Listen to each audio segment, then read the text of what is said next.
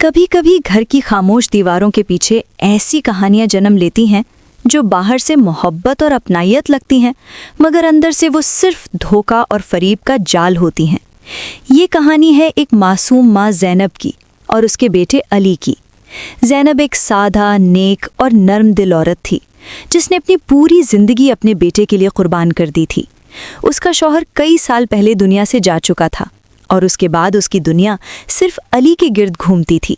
وہ خود بھوکی رہ جاتی مگر علی کو کبھی بھوکا نہیں سونے دیتی تھی۔ لوگوں کے گھروں میں کام کرتی، سردی گرمی برداشت کرتی، مگر اپنے بیٹے کی تعلیم اور خوشی پر کوئی سمجھوتا نہیں کرتی تھی۔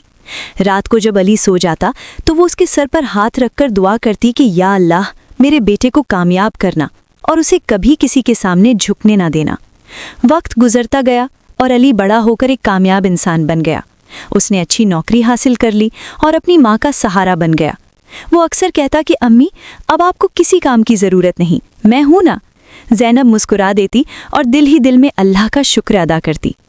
پھر ایک دن علی نے اپنی ماں سے کہا کہ وہ شادی کرنا چاہتا ہے۔ زینب نے خوشی خوشی اس کی بات مان لی کیونکہ ہر ماں چاہتی ہے کہ اس کا بیٹا اپنا گھر بسائے۔ چند دنوں بعد علی کی شادی عائشہ نام کی لڑکی سے طے ہو گئی۔ عائشہ بہت خوبصورت تھی، اس کی باتوں میں مٹھاس اور انداز میں عاجزی تھی۔ پہلی نظر میں وہ ایک بہترین بہو لگتی تھی۔ شادی کے بعد جب وہ گھر آئی تو اس نے زینب کے ہاتھ چومے اور کہا کہ امی جی آپ کی خدمت کرنا میری خوش نصیبی ہے۔ یہ سن کر زینب کی آنکھوں میں خوشی کے آنسو آ گئے اور اسے لگا کہ اسے بیٹی مل گئی ہے۔ شروع کے دن بہت اچھے گزرے۔ عائشہ صبح جلدی اٹھتی، گھر کا کام کرتی، زینب کا خیال رکھتی اور ہر وقت مسکراتی رہتی۔ علی یہ سب دیکھ کر بہت خوش تھا اور اسے لگتا تھا کہ اس کی زندگی مکمل ہو گئی ہے۔ لیکن وقت کے ساتھ ساتھ عائشہ کا رویہ بدلنے لگا۔ وہ آہستہ آہستہ اپنی اصلیت دکھانے لگی۔ ایک دن زینب نے اسے فون پر بات کرتے ہوئے سنا جس میں وہ کہہ رہی سب کچھ میرے کنٹرول میں ہوگا۔ زینب کو یہ بات عجیب لگی مگر اس نے اسے نظر انداز کر دیا۔ دوسری طرف عائشہ نے علی کے دل میں اپنی ماں کے خلاف شک ڈالنا شروع کر دیا۔ وہ کبھی روتی، کبھی شکایت کرتی کہ امی اسے پسند نہیں کرتی اور ہر وقت ڈانٹتی رہتی ہیں۔ علی جو اپنی بیوی سے محبت کرتا تھا آہستہ آہستہ اس کی باتوں پر یقین کرنے لگا۔ وہ اپنی ماں سے دور ہونے لگا۔ زینب یہ سب دیکھ کر خاموش ہو جاتی کیونکہ وہ اپنے بیٹے کو پریشان نہیں کرنا چاہتی تھی۔ عائشہ کی چالیں بڑھتی گئیں اور اس نے علی کو اس بات پر راضی کر لیا کہ وہ الگ گھر لے لیں تاکہ سکون سے رہ سکیں۔ علی نے دل پر پتھر رکھ کر یہ فیصلہ کر لیا۔ جب وہ گھر چھوڑ رہا تھا تو زینب کی آنکھوں میں آنسو تھے مگر اس کی زبان پر دعا تھی کہ خوش رہو بیٹا، اللہ تمہیں کامیاب کرے۔ علی اور عائشہ الگ رہنے لگے مگر وہاں جا کر عائشہ کا اصل چہرہ سامنے آنے لگا۔ وہ نہ گھر کا خیال رکھتی نہ علی کا۔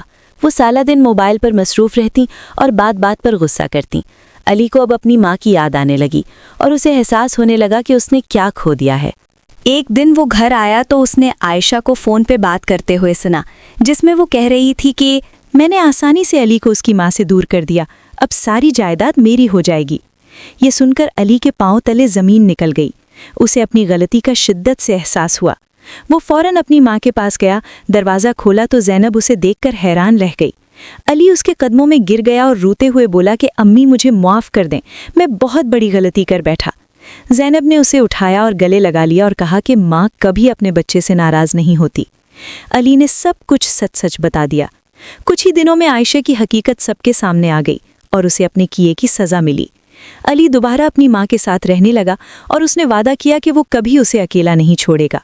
زینب نے اللہ کا شکر ادا کیا کہ اس کا بیٹا واپس آ گیا۔ اس کہانی کا سبق یہی ہے کہ جو لوگ دوسروں کے لیے گڈھا کھودتے ہیں وہ خود اس میں گرتے ہیں، اور ماں کی محبت دنیا کی سب سے سچی محبت ہوتی ہے جس کی قدر ہمیشہ کرنی چاہیے۔